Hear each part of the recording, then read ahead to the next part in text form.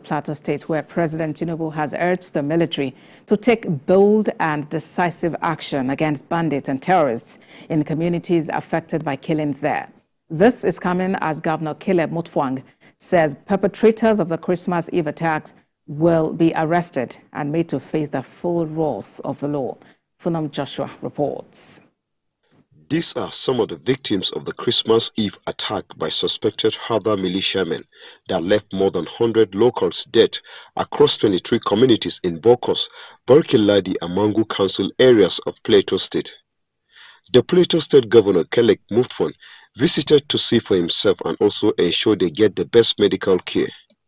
Mr. Mutfwang went around the various wards where the victims are receiving treatment. He commiserated with them and assured that all their hospital bills will be the responsibility of the government. He also promised to support them through recovery and recuperation. He told journalists shortly after the visit that President Bola Tinubu has given a clear directive to security operatives to arrest and bring to book the perpetrators. He also personally committed to ensuring the president's directives are followed to the letter. I can't imagine the inhumanity that has been displayed when a human being can see a helpless child and shoot a gun.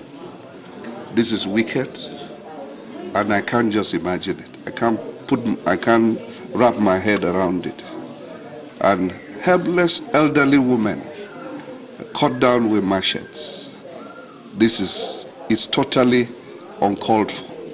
There is no amount of provocation that could have led to this. And as a government, we are taking this very seriously.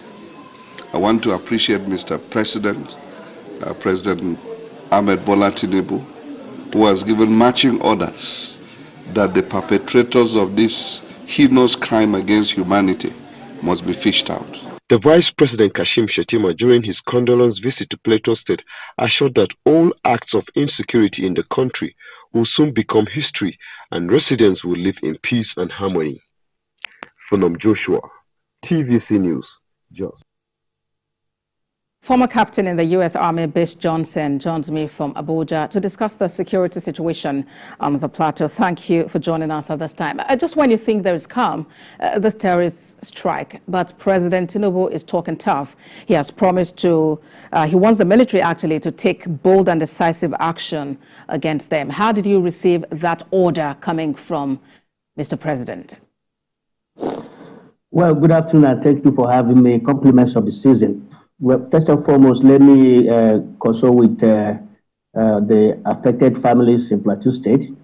I am happy that Mr. President has given a directive to the armed forces to ensure that the perpetrators of that attack are apprehended. I also commend the various political leaders who have visited the affected persons in Plateau State to commiserate with them and to make sure they provide the basic necessities that they need for now. But the most important thing that we can do for these people as a country and the government can do is to ensure that these things don't continue to happen. This is not the first time that incident like this has happened in the plateau.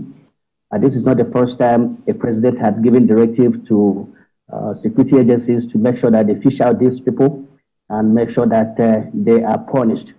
So we keep hearing marching orders, fish out the people, but the problems continue to persist. So I think that we need to do things a little differently. We have to find out why is it that these things are occurring regularly. Who are the perpetrators?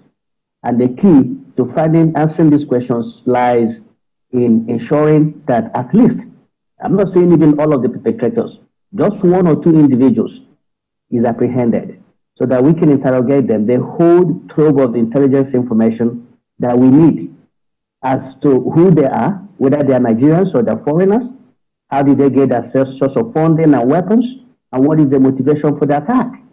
If we can do this, we'll be able to put in place a master plan or measures that will counter these people and their narrative and stop these incidents from happening over and over and over again. All right. It's unfortunate I hear you, Mr. Johnson. And what is the place of community support and intelligence gathering? Because, for instance, if we may refer to the situation in Kaduna, Tudumbiri, where that was erroneously bombed by the army there. There were talks, for instance, that area was infested, by terrorists and the bandits. So, in this case, what do you say about intelligence gathering and support?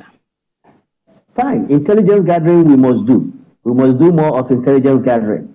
But I am also hearing from certain communities, there was one in Taraba State in which 8 people were killed.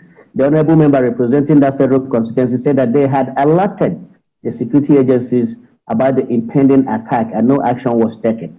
So sometimes it's not about intelligence or community policing. Sometimes it's about the ability of our security agencies to respond quickly and as appropriately as possible. Do you think the security agencies could be overwhelmed, Mr. Johnson? Well, you see, the end justifies the means. Every week now we're having, incidents of either it's a bombing of citizens by their own armed forces, or you have these attacks. All these incidences are too often. They're happening too often in this country, and it's not good for our progress. So we have to be very deliberate and comprehensive in trying to figure out why they are happening. It's not something that we continue to treat haphazardly like we have been doing in the past. We need to take this thing seriously. Mr. President needs to commission an inquiry into what happened in the Plateau with an objective of figuring out what is causing the problem and the intention to solve them. I am thinking that we have to do more in our borders. Because if you look at the choice of weapons for these attacks have always been small arms and light weapons. Whether it's the trend that derailed the Abuja Bank Kaduna trend that was derailed, it was small arms and light weapons that those guys used. They removed bolts and spikes and nuts on the rail. It derailed the trend, even as they lay ambush with small arms and light weapons. At the end of the day, 8 people were killed, 65 taken hostages. So let us pay more attention to our borders. According to the current Minister of Interior, there are over 1,400 illegal crossing points along our borders. It shouldn't be like that. We should be able to know who is coming into our country and who is leaving our country, and for what reasons that they are coming into our country, and for how long they are going to be here. It's a good way to end the conversation, Mr. Johnson. It's a good way to end it. Bish Johnson is former captain in the U.S. Army. Thank you for talking to us on TVC News at 1. Thank you very much for having me.